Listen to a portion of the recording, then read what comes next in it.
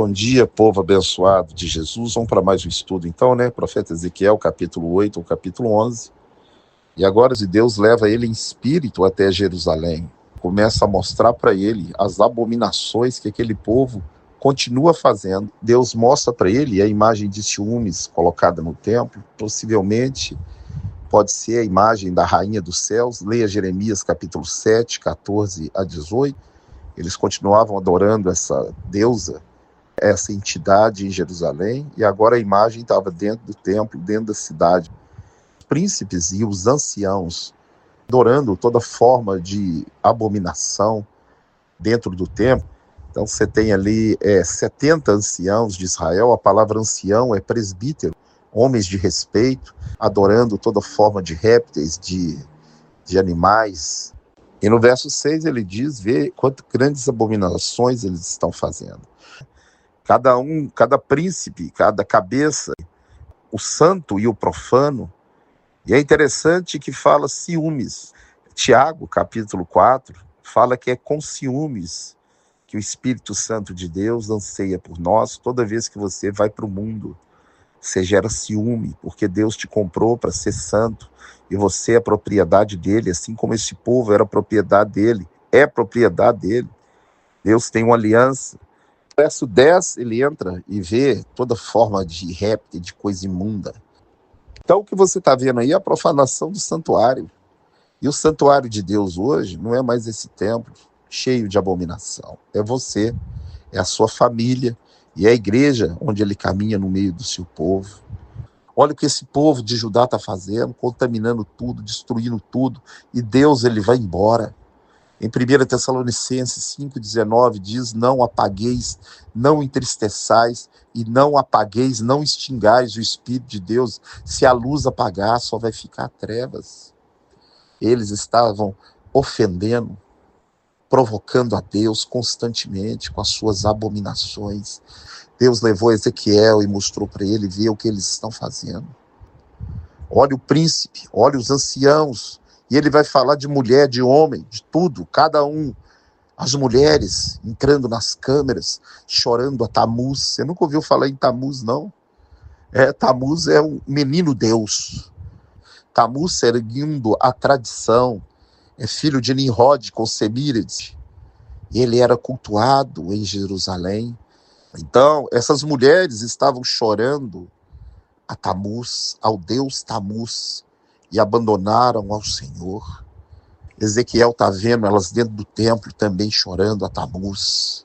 E vai ver homens cultuando o sol, adorando o sol, as estrelas, os astros. Ou seja, Deus está mostrando que todo aquele povo está corrompido, que não acha um ali que adore a ele. Mas mesmo sendo levados para o cativeiro, eles continuam nas suas práticas detestáveis e abomináveis diante dele, profanando o santuário. Lembrando que o templo foi construído por Salomão. E você lê lá 1 Reis 8:38, toda oração que fizesse naquele lugar, Deus ouviria. Era somente naquele lugar ou voltado para aquele lugar. Ali era a casa de Deus, era onde Deus manifestava o poder dele. E as pessoas deviam orar para ali. Agora eles profanaram aquele lugar, contaminaram aquele lugar, fizeram daquele lugar coisa abominável.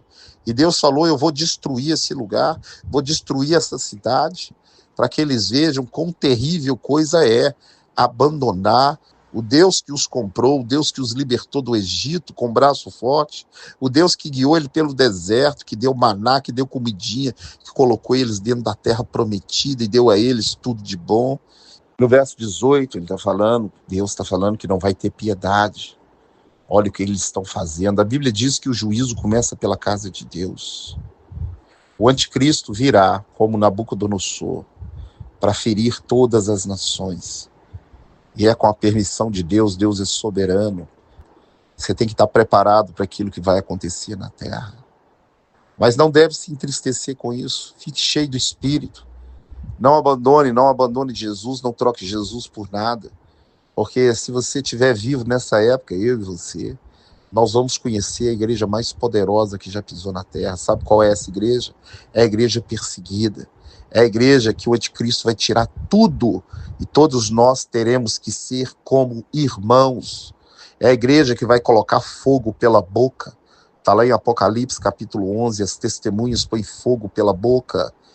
E se você não sabe o que é colocar fogo pela boca, Jeremias 23, 29, não é a minha palavra fogo, diz o Senhor, e martelo que esmiuça a penha. É a igreja que vai sair das quatro paredes, da idolatria, da adoração a homens. É a igreja que vai acordar e vai para a rua pregar o evangelho, pregar a santidade, que vai ter poder, que vai arrastar pessoas das trevas para a luz. Essa igreja vai voltar.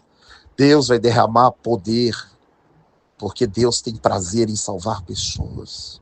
Agora ele vai destruir Jerusalém, mas antes ele manda um de linho, uma pessoa de linho, com um cordel de medir. Se você não sabe o que é medida, é julgamento, tá? Ó, com a medida com que você medir, vos medirão também. Ou seja, do mesmo jeito que você julgar, você será julgado. E esse homem com cordel, Deus agora fala, ó, você vai agora marcar aquelas pessoas que não se corromperam, que não se dobram, que não estão na idolatria, mas que estão gemendo por causa dessas abominações. Marca na testa. Marca esses. No verso 4 ele fala, passa pelo meio de Jerusalém, marca na testa os homens que estão suspirando, que não estão aguentando mais essa quantidade de abominação que estão fazendo na casa do Senhor. E os que não tiverem a marca, mata todos, mata tudo que não tiver a marca. O furor dele vem em cima, abandonaram tudo aquilo que era de bom, se contaminaram com tudo aquilo que é imundo. Leia de novo 2 Coríntios capítulo 6, 14. Não toque em coisas imundas, e eu vos receberei, diz o Senhor. E no verso 6 diz que é para começar pelo santuário, seja pela igreja, pela casa, pelos pastores. O juízo vai vir em cima primeiro dos pastores, da casa, dos crentes, e depois vai vir pelo mundo afora. E no verso 8 só ficou Ezequiel, não achou um que prestasse, e ele cai em rosto em terra e começa a clamar a Deus, e ele pergunta, vai destruir tudo? E Deus fala no verso 10 que o que eles fizeram vão cair sobre a cabeça deles. Agora ele tem a visão das brasas espalhadas sobre a cidade. A Bíblia diz que Deus ele é fogo consumidor. Aquelas brasas. Então o mundo que você conhece está entesourado para fogo. E aquelas rodas cheias de olhos, os 4 seres viventes, o homem assentado no trono em cima, né, é o juiz de toda a terra. Leia Atos 10, 42, Jesus é o juiz de toda a terra. Ele não volta como cordeiro, ele volta como rei, sumo sacerdote e juiz. Fala agora, espalha as brasas. As rodas cheias de olhos é a onipresença de Deus, onisciência e onipotência.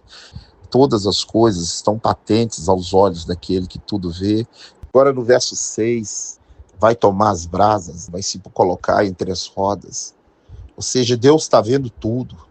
E as brasas virão naqueles que não têm o selo, e vai queimar aquela cidade, e vai destruir tudo, e eles vão ser levados para o cativeiro. São 3 deportações. Capítulo 11, né, verso 5, ele fica cheio do Espírito, e vai profetizar para os anciãos, e vai falar a palavra de Deus, que Deus vai encher aquela cidade de mortos, de pessoas mortas. No verso 10 ele diz, caireis a espada, conhecereis que eu sou o Senhor. O profeta fica perguntando ao Senhor se ele vai exterminar tudo, e Deus fala, não.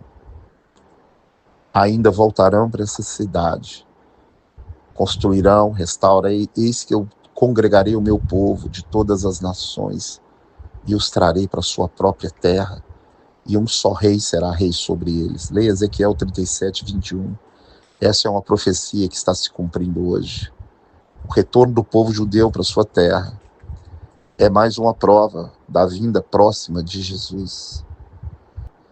Ele diz que voltarão para lá, quebrarão seus ídolos detestáveis, e no lugar do coração de pedra vai ter um coração de carne. Eu quero dizer que ainda resta uma esperança, Maranata.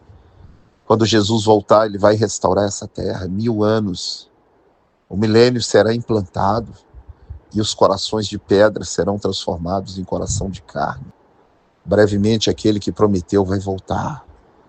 Que o homem de linho tenha marcado você com o Espírito.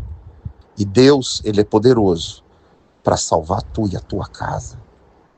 Volte para Ele de todo o seu coração.